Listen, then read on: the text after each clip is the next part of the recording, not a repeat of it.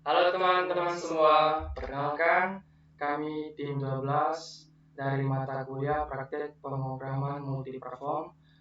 Di sini kami akan menjelaskan tentang web service yang kami bangun dengan topik sistem informasi proyek pembangunan rumah pribadi. Nah, untuk pertama-tama, perkenalkan nama saya Raffi Talumbanua, NIM 213303030217 dan teman saya David Riswanto Zebua dengan NIM 2133 03030235. Baik, di video kami ini kami akan menjelaskan tentang ERD atau Entity Relationship Diagram dari web service yang kami bangun dan sekaligus dengan menjelaskan tentang REST API yang telah kami bangun. Nah, untuk ERD atau Entity Relationship Diagram dari web service yang kami bangun akan dijelaskan oleh teman kami David Riswanto Zebua. Kepada teman kami dipersilakan. Baik, dari entity relationship diagram dari website yang kami buat terdiri dari 5 tabel. Yang pertama itu tabel user atau tabel pengguna. Itu filenya terdiri dari ID, username, dan password. Kemudian pada tabel project terdiri dari beberapa fields yaitu ID, name, design plan, budget, dan schedule. Kemudian pada tabel expense report atau laporan pengeluaran itu terdiri dari ID, project, date, kategori, dan amount. Kemudian pada tabel work analysis atau analisis kerja terdiri dari ID, project, date, progress, dan issue. Kemudian yang terakhir pada tabel tim collaboration atau tim yang bersama pada pembuatan project tersebut itu terdiri dari ID, project, date, user, dan message. Untuk penjelasan lengkapnya mengenai RD dan relasi dari masing-masing tabel yang digunakan, itu yang pertama dari tabel user. Tabel user merupakan tabel yang digunakan untuk menyimpan informasi dari user atau pengguna sistem. Tabel ini memiliki relasi one-to-many dengan tabel project, expense report, work analysis, dan team collaboration. Hal ini dikarenakan satu user dapat memiliki banyak proyek, laporan pengeluaran, analisis pekerjaan, dan kolaborasi dengan tim. Yang kedua, tabel project. Tabel project merupakan tabel yang digunakan untuk menyimpan informasi dari proyek atau proyek yang dilakukan. Tabel ini memiliki relasi many to one dengan tabel user. Hal ini dikarenakan karena satu proyek dapat dilakukan oleh banyak pengguna atau tim. Namun setiap pengguna atau tim hanya dapat bekerja sama pada satu proyek pada saat satu waktu. Kemudian pada tabel expense report atau laporan pengeluaran itu merupakan tabel yang digunakan untuk menyimpan informasi dari laporan pengeluaran yang dilakukan dalam proyek. Tabel ini memiliki relasi many to one dengan tabel project. Hal ini dikarenakan satu laporan pengeluaran dapat dilakukan dalam satu proyek tertentu. Kemudian keempat, tabel work analysis atau analisis kerja. Itu tabel ini merupakan tabel yang digunakan untuk menyimpan informasi dari analisis pekerjaan yang dilakukan dalam satu proyek. Tabel ini memiliki relasi many to one dengan tabel project. Hal ini dikarenakan satu analisis pekerjaan dapat dilakukan dalam satu proyek tertentu. Kemudian yang terakhir pada tabel team collaboration atau kolaborasi tim, yaitu merupakan tabel yang digunakan untuk menyimpan informasi kolaborasi yang dilakukan oleh tim dalam satu proyek. Tabel ini memiliki relasi many to one dengan tabel project, many to one dengan tabel user. Hal ini dikarenakan satu kolaborasi dapat dilakukan oleh banyak pengguna atau tim dalam satu proyek tertentu.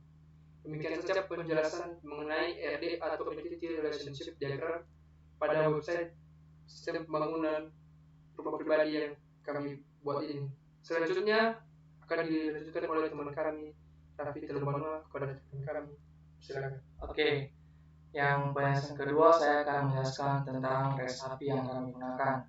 Nah, yang pertama untuk framework yang kami gunakan ini kami menggunakan framework dari Django sendiri, yaitu Django REST framework. Nah, untuk yang kedua kami akan menjelaskan bagian model yang telah kami bangun.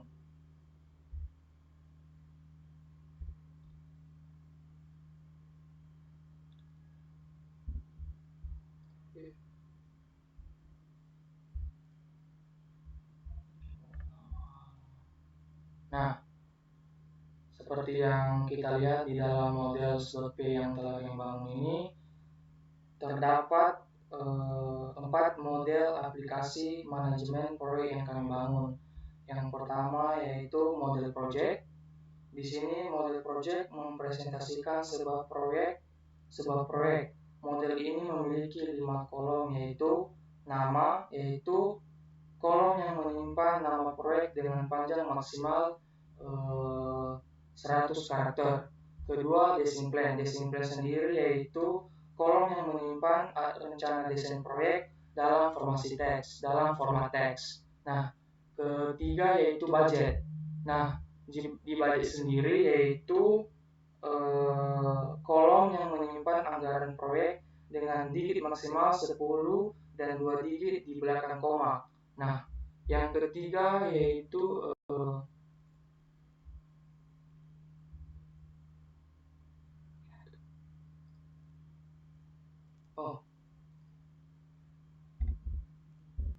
Nah, yang keempat yaitu schedule. Nah, schedule sendiri yang di dalam kelas project yaitu berguna untuk kolom yang menyimpan jadwal proyek dalam format waktu dan tanggal. Nah, yang kelima yaitu tim. Tim sendiri yaitu kolom yang menyimpan tim yang bekerja pada proyek. Nah, untuk model yang kedua yaitu class expense report. Class expense report yaitu mempresentasikan laporan pengeluaran untuk proyek. Nah, di dalam model ini sendiri terdapat 4 kolom, yaitu project, date, kategori, dan amount. Nah, di dalam project yaitu kolom yang menyimpan kunci asing untuk proyek yang laporan pengeluarannya terkait. Dan untuk date sendiri yaitu kolom yang menyimpan tanggal dan waktu laporan pengeluaran dibuat. Kategori sendiri yaitu kolom yang menyimpan kategori laporan pengeluaran dengan panjang maksimal 100 karakter. Nah, untuk amount, kolom yang menyimpan jumlah uang dalam laporan pengeluaran dengan digit maksimal 10 dan 2 digit di belakang koma. Nah, untuk model yang ketiga yaitu class work analysis. Nah, model work analysis sendiri itu mempresentasikan analisis pekerjaan untuk proyek. Nah, di dalam model ini sendiri terdapat 4 kolom, yaitu project, date, progress, dan issue. Yaitu di mana project dan date sendiri sudah kita tahu, dan untuk progress yaitu kolom yang menyimpan kemajuan proyek dalam bentuk bilangan bulat. Sedangkan isu yaitu kolom yang menyimpan masalah-masalah yang ditemukan selama analisis pekerjaan dalam berbentuk teks. Nah, untuk model yang keempat yaitu class team collaboration atau yang mempresentasikan pesan yang dikirim oleh anggota tim yang bekerja sama pada proyek. Nah, di sini sendiri terdapat 4 kolom, yaitu project, date, user, dan message. Yang dimana user yaitu kolom yang menyimpan kunci asing untuk user yang mengirim pesan, dan message yaitu kolom yang menyimpan pesan dalam format teks. Nah, untuk yang kedua yaitu controller. Controller yang kami bangun di dalam program kami muat ke dalam views.py yang di bagian API. Nah, ini adalah model dari views.py kami. Nah, di dalam views.py ini kami membangun 8 fungsi, 8 model yang memiliki fungsi antara lain. Yang pertama login view, yaitu mengambil data masukan dari pengguna atau nama pengguna dan kata sandi. Kemudian validasi, masukan tersebut untuk memeriksa apakah pengguna telah terdaftar ke sistem. Nah, kedua, logout view. Logout view sendiri yaitu pengguna yang sedang masuk ke dalam sistem. Yang ketiga yaitu register view. Register view sendiri yaitu mengambil data masukan dari pengguna atau nama pengguna, email, dan kata sandi, kemudian membuat akun baru dalam database jika data masukan valid. Nah, yang keempat yaitu project list. Nah, di sini project list yaitu menampilkan daftar semua proyek yang ada di dalam sistem. Yang kelima, project detail, yaitu menampilkan detail tentang proyek tertentu. Yang keenam, expense report list. Expense report list yaitu menampilkan daftar semua laporan pengeluaran yang ada di dalam sistem. Nah, yang ketujuh, work analysis list yaitu menampilkan daftar semua analisis pekerjaan yang ada di dalam sistem. Nah, yang terakhir atau kedelapan yaitu team collaboration, menampilkan daftar semua kolaborasi tim yang ada di dalam sistem. Nah, untuk routing atau URL, nah di sini kami melakukannya yaitu di urls.api. Nah, ini adalah model di dalam urls.api kami. Nah, di dalam URL kami ini terdapat bagian login, logout, register, API project, API expense report, dan API work analysis, dan API team collaboration. Nah, untuk API login sendiri yaitu ini adalah endpoint yang digunakan untuk melakukan login. Untuk logout sendiri yaitu endpoint ini digunakan untuk melakukan logout. Register yaitu endpoint ini digunakan untuk melakukan registrasi akun baru. Nah, sedangkan API project yaitu endpoint ini digunakan untuk menampilkan daftar project yang ada. Nah, yang kelima yaitu API project in PK, yaitu endpoint ini digunakan untuk menampilkan detail dari sebuah project. Ketika user mengakses endpoint ini, sistem akan menampilkan informasi detail dari project yang sesuai dengan ID yang dimasukkan oleh user. Nah, yang keenam yaitu API work analysis, yaitu endpoint ini digunakan untuk menampilkan daftar analisis pekerjaan yang ada.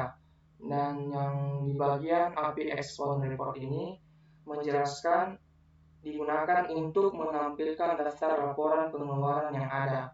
Nah, untuk yang terakhir yaitu API team collaboration.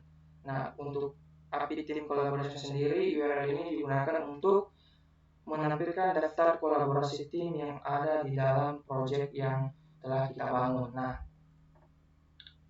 terakhir kami akan menjelaskan input, proses, atau transaksi output di REST API yang kami bangun, di mana kami menggunakannya yaitu di aplikasi Insomnia.